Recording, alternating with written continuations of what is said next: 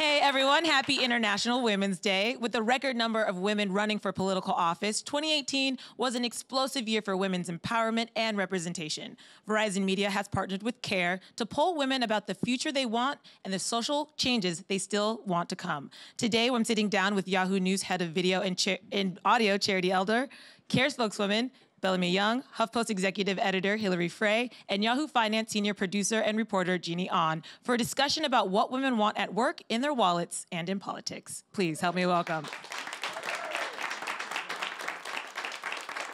How's everyone doing today? Great, thank you for having us. Happy International Women's Day. Yay! Hillary, I want to start with you. Can you tell me a little bit about this poll that HuffPost and CARE did? Yeah, of course. So, we're all part of a group of brands at Verizon Media, Yahoo Finance, Yahoo News, HuffPost, Build, et cetera. We work together, and we really wanted to come together around a topic or a theme that we all really cared about as news organizations and reporters in the media world. And we very quickly honed in, and it may be because there were so many women driving this project that we wanted to talk about women.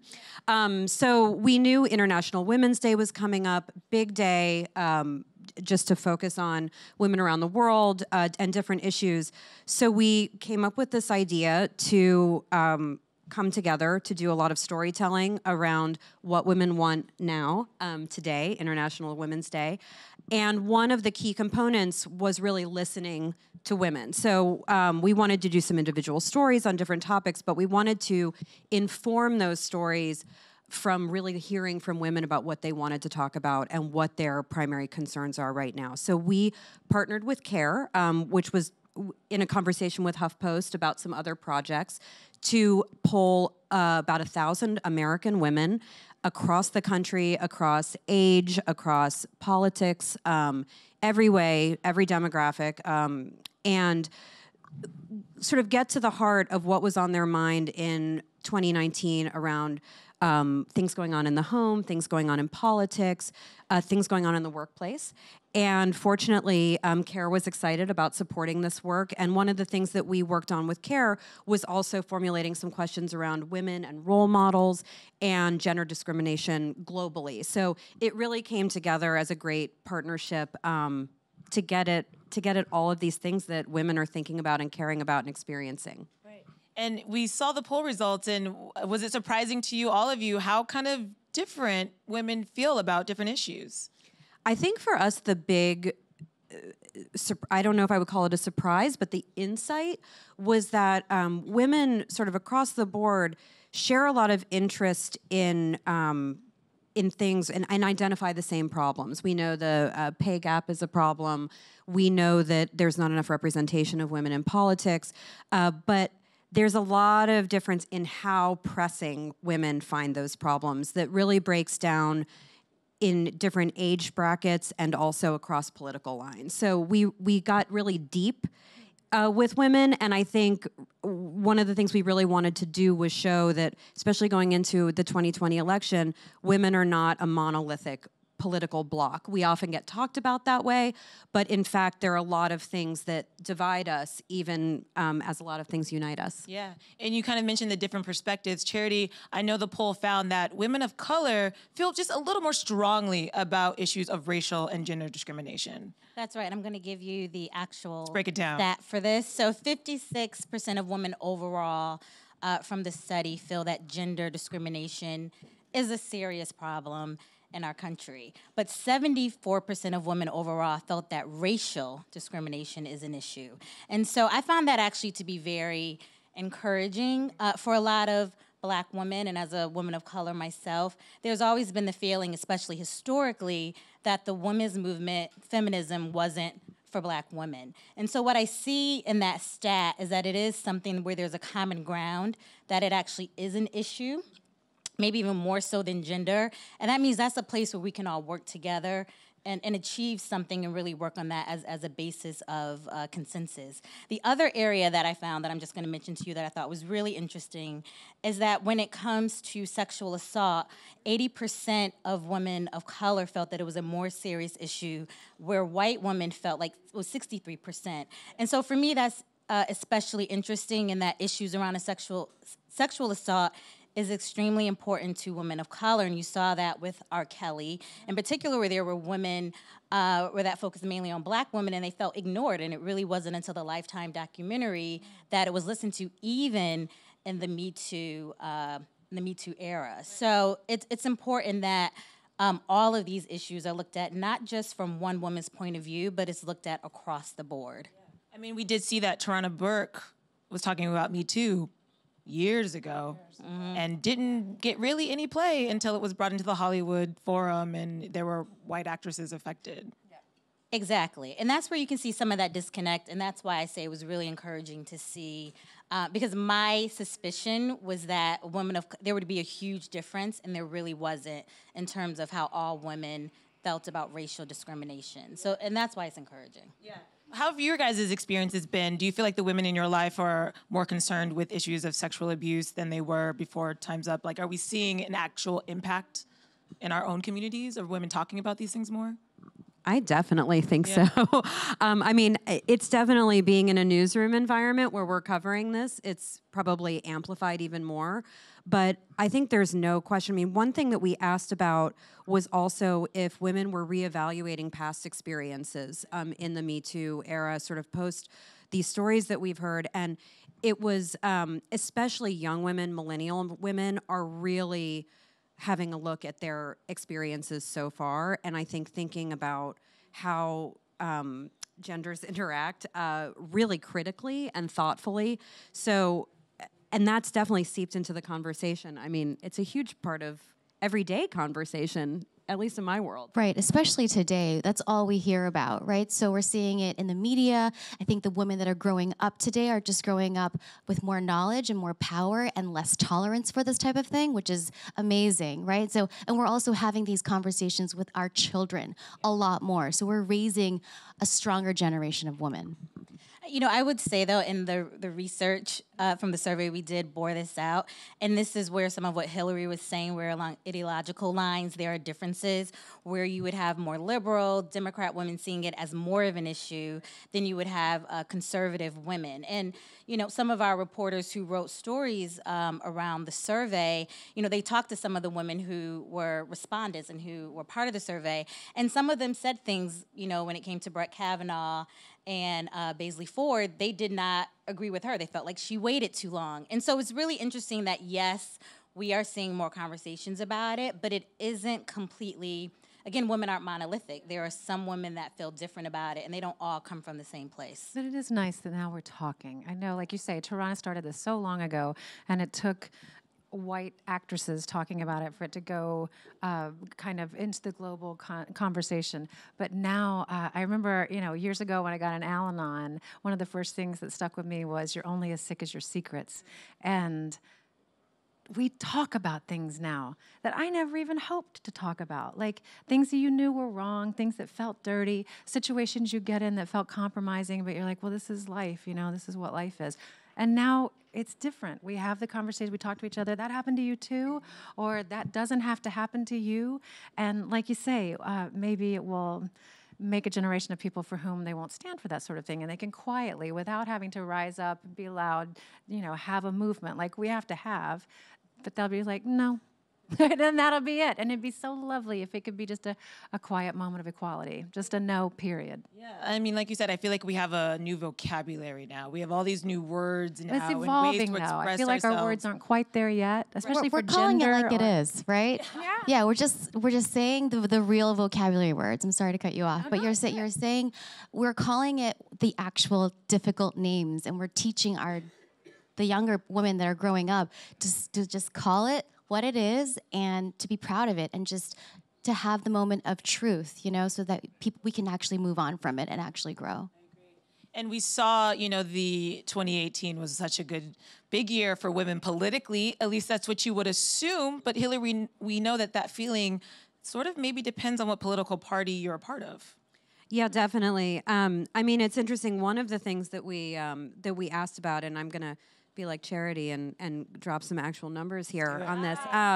We asked about whether or not it would be a good thing for the country to have more women in positions of power, and the numbers really broke down in a fascinating way. So 83% of Democrats and 88% of those Democrats who identify as liberal, right? Because Democrats, not all identify as liberal, say yes, right? Yes, more women, compared with 29% of Republicans and strong conservatives. So you really see, again, it's not saying, no, we shouldn't have more women in positions of power. It's just saying it's not registering for Republican and conservative women the same way. Wait, so that was a no, or that's not important to me? It's not it's not a priority as a good thing for the country. Like it's not saying no, stop these women. It's just like the status quo is all right. Yeah, and one of the things that also bears witness to is that for Republicans, and I'm sure you've all read about this and seen this, for them, issues, policy trumps gender, right? So it might be they're more interested in the fact of it in terms of abortion or Supreme Court justices, the picks for those, that is more important than maybe the gender identity, where for Democrats and more liberals, that's more of an issue and of more importance. So they're weighing it differently. And so that's where some of the differences come from. Is it that maybe Democrats see putting more women in these positions of power will move the dial on some of those major issues that they feel strongly about? Yeah. Right. We know that isn't true, right? Because there are plenty of women in Congress who are Republican women, right? And are not aligned with specifically Democratic and liberal values. But I think there's such a strong drive, especially post 2016, I think, for Democratic women to really see representation as a major priority. And actually, regardless of if more conservative or Republican women feel the same, just the influx of more women, so for instance, in Congress or in positions of power, just lifts all ties and surfaces more women issues to the conversation. And we all know when women are involved, things are better. So it still is lifting the entire country from that viewpoint. And Bellamy, I'm interested for you as a woman in entertainment.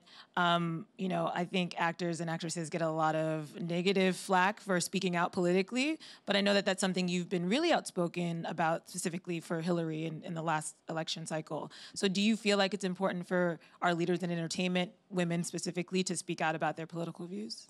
I just think it's important for all of us to be having these conversations. Some people's mic is louder than the others, and that's that's just what it is. I don't think that's better or worse. But I think it's incumbent upon each of us. Democracy is a verb. We have to have these conversations with ourselves first, and then we have to have these conversations with each other. If it's the breakfast table, if it's Good Morning America, it doesn't matter as long as we are involved. I don't want any of us to feel like we're powerless or spectators in this existence or in this country. And what the country winds up being is an amalgam of how much effort we put in. So yeah, I think I know everybody takes a lot of those actors are, but not everybody feels that way, but I think everybody should talk, and some people get heard more on the interwebs, but it's much more important that we all speak up than that we all stay silent and fester. Yeah. And Hillary, did the poll then sort of lean to the idea that conservative women don't feel like they're a part of this new wave of feminism? We didn't address that super head on quite that way, but I think also feminism is another one of those things that I think we sometimes talk about monolithically, and it is a multifaceted movement with people of varying different opinions being part of it. So to me, what was interesting was really looking at, I think, and Charity, I'd be interested if you agree with this, because you really spent a lot of time in these numbers too, is that just generationally you see what you would identify as contemporary feminism, right? More of the younger women in the poll are more likely to identify as Democrats and especially liberals, and those people are the ones that we identify with sort of mainstream feminism ideas. So I think it's we look at it in terms of an ideological divide, but there's also a generational divide there where older women are more represented in the conservative side of this poll too, in terms of the results. Yeah. I want to move on into the workplace now. In the poll, I read that Democratic women are 3 times as likely to say that equal rights for women have a way to go. And I think that's no more evident than when we look at the pay gap. So, Jeanie, from the poll, what were women's feelings about the pay gap and the inequality there? So 8 out of 10 women that were polled said that the pay gap is a problem. And I think that's good. And I think that we should all agree that, listen, economists are telling us that if women got on the same page as men with pay, it would swell the economy by $12 to $28 trillion. So think about what that could do for all of us around the world to just put us on the same page as men. And so what's really funny is that the first conversation that you should have to close that gap is to negotiate your salary as soon as you get in there, right? But only 64% of women who were polled said that they actually negotiated. And then when you said, why didn't you negotiate? They said, well, because they were satisfied with the offer. And so in a lot of the interviews that I did surrounding what women want now, I asked top businesswomen leaders, is it ever okay to be satisfied with your offer? You know, and everyone that I spoke to, whether it was Barbara Corcoran or whether it was Jacqueline Johnson from Create and Cultivate, the Women's Conference, everyone said that is a conversation that 4 times more men have it than women, and go in so often thinking, you know what, it's just like bringing your resume, really, you know? But the fact that people are just saying, I'm satisfied with it, I'm okay with it, I think that managers expect it. And when you don't, it also leaves a negative impression, you know? So, wow, that person's just willing to walk away with whatever they're given. And I think it shows us that the poll results showed me that we still have so much more to do and to go. And we talk about it all the time. But how many people in this room have actually asked for more of the women? How many of, right? We talk about it all the time. Yes, but how many people actually have done it, right? It takes some balls. Takes courage. I was going to say, I'm so grateful someone does that for me, because it's a terrifying thing. It's terrifying. Yeah. Do you have? Well, how about you? How'd you do your first negotiation? Oh, I didn't. And I'll be honest, I've gone in with the idea that I was going to negotiate. I went in and I got scared. But and I actually asked for less than what I had originally gone in to ask for. And I felt so shitty about that, that the next day I emailed the person. I laid out the reasons why I think I deserved more money, and I asked for it, and I got it. And I told myself I would never do that again because I was so upset with myself for not doing it in the first place. Because That's a I great knew story, that I was supposed though, to. because it's so scary, and It is. especially like I love that you like self-corrected. That's impressive. First of all, I was going to say good enough that we try better next time, but wow. Yeah. I remember that spiraled day. on that for like a Can I year. I just- was like, let's just get this done now. Brittany, I remember that day because we ran into each other on the subway and we had these conversations. And as women, people today are willing to talk about it more, right? So we're willing to talk numbers. We're willing to say, this is what I asked for. Should I do this? Should I do that? And I love the fact that we're learning from each other. And many more companies out there are saying, we're going to make pay transparency a lot more important so that people can get on the same page. But in order for that to happen, you seriously do have to talk to your leaders, your managers, your HR. Just ask the question, am I in the same pay range as that guy? We do the same thing. Actually, I do 30% more, you know? So just what are you actually saying to push the conversation forward for us all? Yeah. And I do think that younger women are in a slightly different position. And I've had people who report to me who are younger where I've been impressed that they've come to me and asked for more money. And I always applaud that. And then there's something about that. I've tended to see that with younger people than with older people coming to me sort of in the middle of whatever cycle, like they're, you know, this isn't a time for reviews, it isn't, but they're asking for more money. And so that might be another thing that generationally is changing, you know, with time. And it's also, that just makes me think just how important it is for your first job to make sure that you're negotiating and asking for money, where you may think that you have less to negotiate with or for, but it's so important that your first job, you start off at the best place possible because it tends to, you build from there.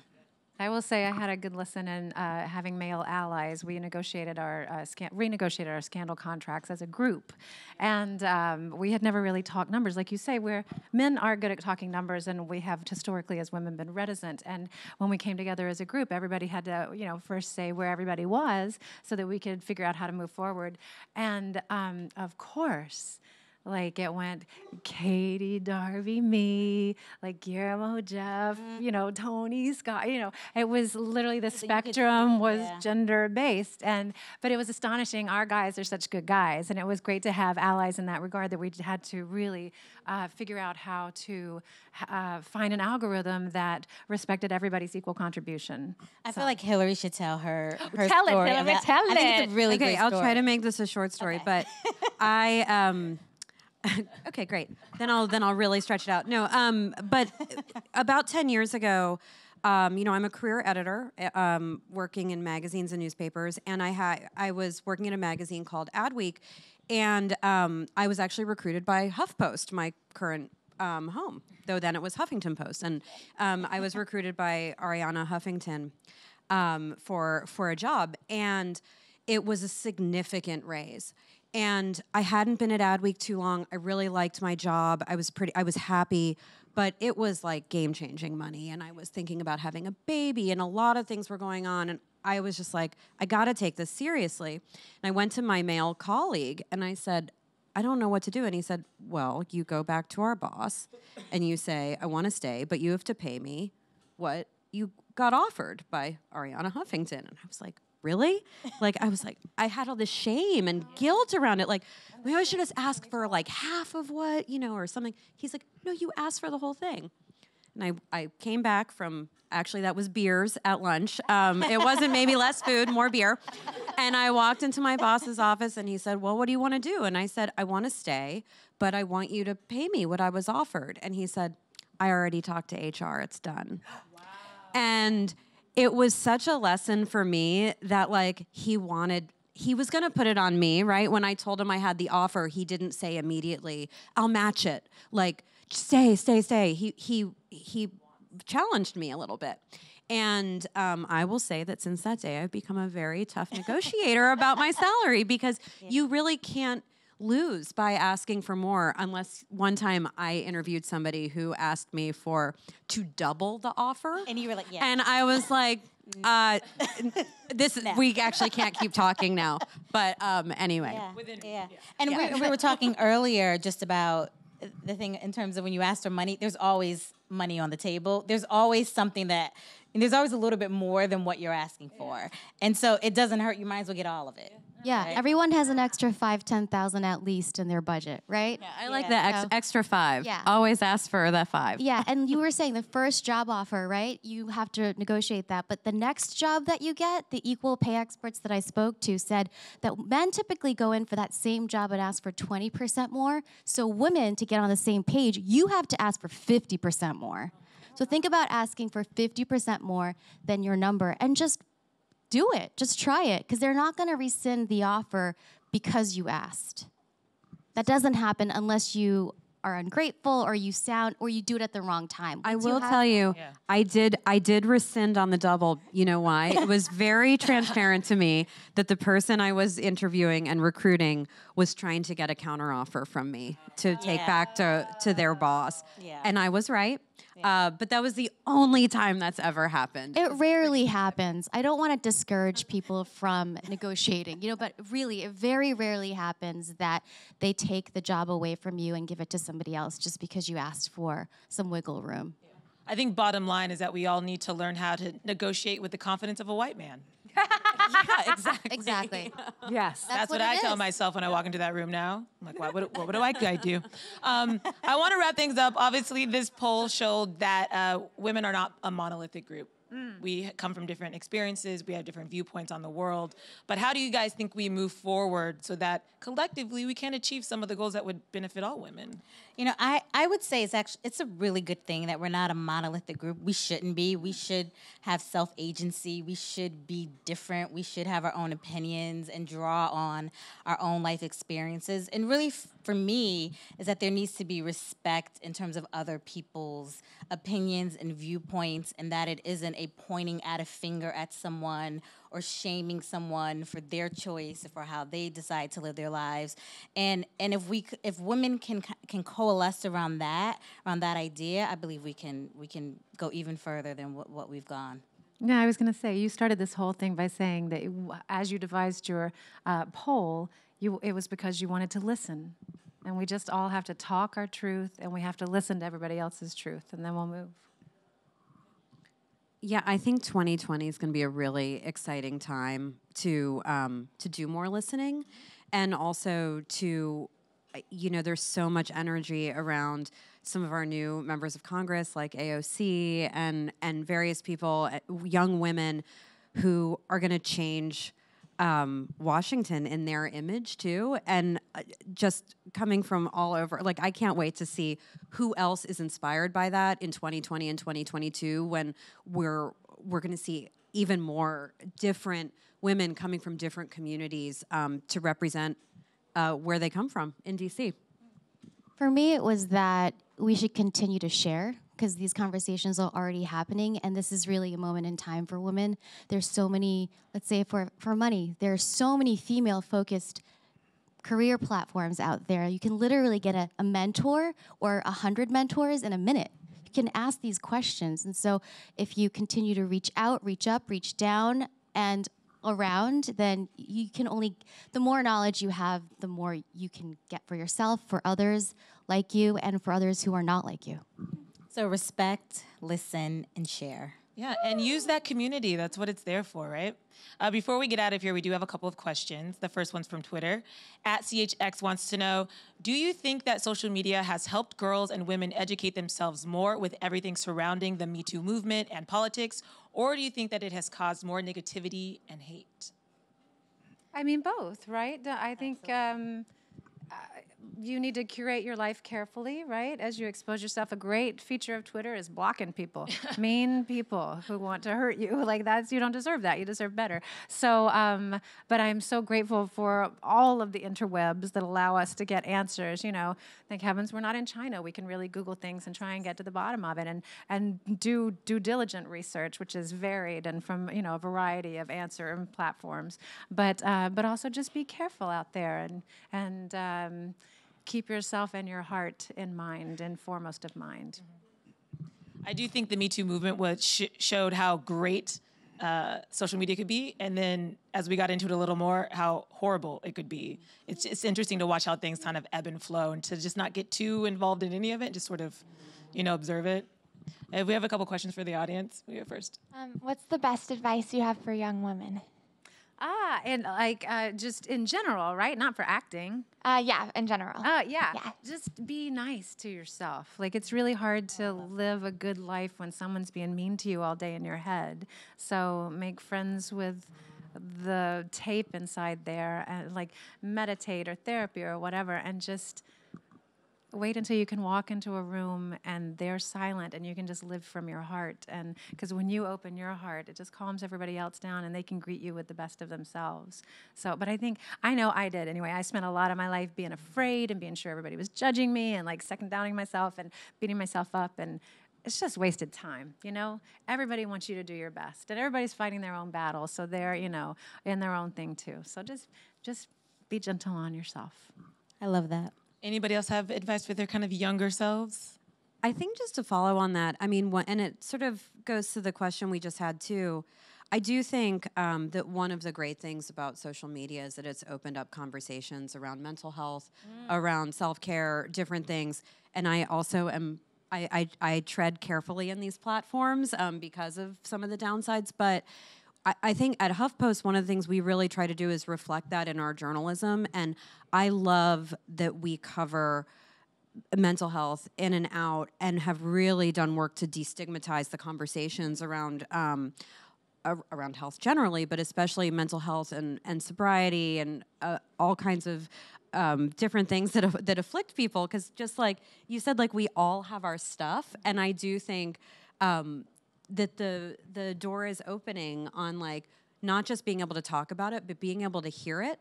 And I'm really excited. I think young women are it wasn't like that when I was in my 20s, and I'm excited for how that's going to change the experience of sort of going into your 30s and 40s.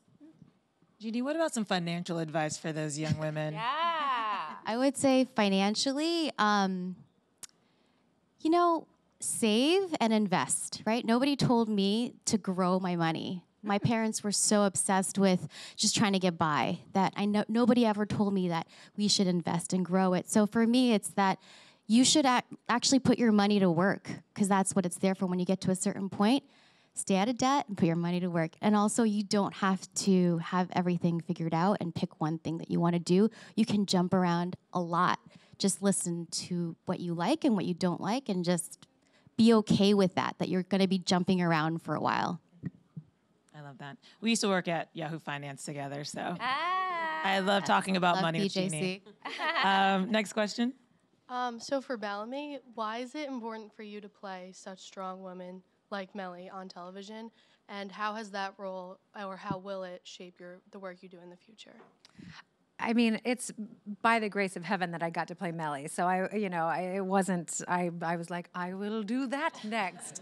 I got hired the day before and really won the lottery in terms of characters and families to live in for a while. But it was a very educational experience, because to play her, we met her in such a terrible time of being in a loveless marriage, having unrequited love, and it resonated with people, right? And just the sheer experience of starting to resonate with people sort of on a global level was reminded me of the oneness of it all. You like to tell yourself we're alone in this game, but we're really all together in it.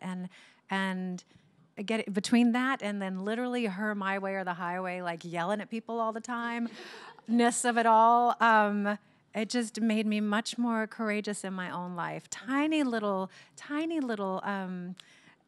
steps outside my own comfort zone over the years, but the aggregate is, because you're never met with somebody slapping you down because you said hello and not I'm sorry, But those moments are huge when they happen. You're like, oh, I just showed up. I didn't show up with my apology and my shoulders forward. And so every time it happened, it grew a little bit. So I'll be grateful for Mellie for absolutely all of my existence. She really made me strong. She taught me how to be stronger. And at the same time, and I take no part in this, taught a lot of women around the world how to be stronger. So I was just, along for the ride and lucky to be the vessel. Mellie taught me that when I'm talking to somebody seriously and then I lower my voice. You gotta lower your voice. I learned that from talking, because I'm a crazy person, talking to my dog. When she's good, I talk to her like this. And when she is bad, it is like, Bean, let us go out. Yeah. That is when Mellie meant business. My ears always perked up. I was like, she's about to cut somebody out. And last question. Thank you all so much for your wisdom. My question is for Bellamy.